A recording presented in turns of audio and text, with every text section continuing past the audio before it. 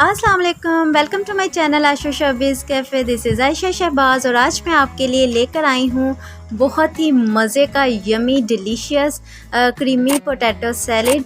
So let's make today's recipe.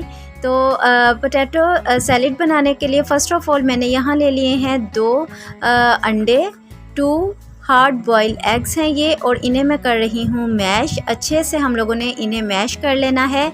जैसा कि आप देख सकते हैं मैंने बहुत अच्छे से इनको कर लिया है मैश। और अब मैं इसके अंदर शामिल करूँगी बाकी के इंग्रेडिएंट्स। तो एक छोटी प्याज मैंने छोटी छोटी सी काट ली है, ये आप देख सकते हैं इसके अंदर कर देंगे शामिल। और साथ ही शामिल करेंगे इसमें शिमला मिर्च। ये एक छोटी शिमला मिर्च थी जिसे मैंने स्मॉल पीसेस में काट लिया इस तरह से, और ये भी इसके अंदर शामिल कर देंगे।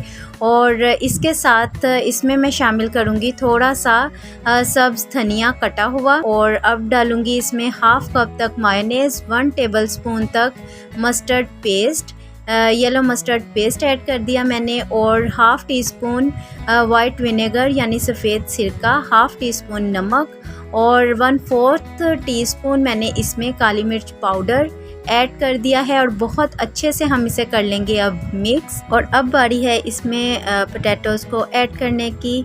2 मैंने आलू लिए थे जिन्हें मैंने ब्लॉक्स में कट करके बॉईल कर लिया था, और अब वो इसमें मैंने कर दिए हैं शामिल।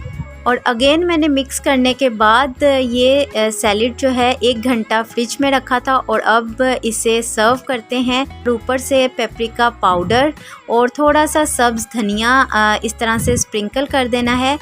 बेस्ट रिज़ल्ट्स के लिए आप सर्विंग से पहले 1 घंटा इसे फ्रिज में ज़रूर रखें, तो ज़्यादा ज़बरदस्त रिज़ल्ट आएंगे। बिलीव मी, ये सैलेड बहुत ही यमी है, झटपट बन जाता है लेकिन बहुत ही मज़े का बनता है। तो चलें जी, अब शबी बताएंगे कि ये सैलेड कैसा बना है। अब मैं इसे टेस्ट करता हूँ कि ये कैसे का बना है। बहुत मज़े का लग रहा है, खुशबू भी अच्छी लग रही है। इसको मैं टेस्ट करता हूँ।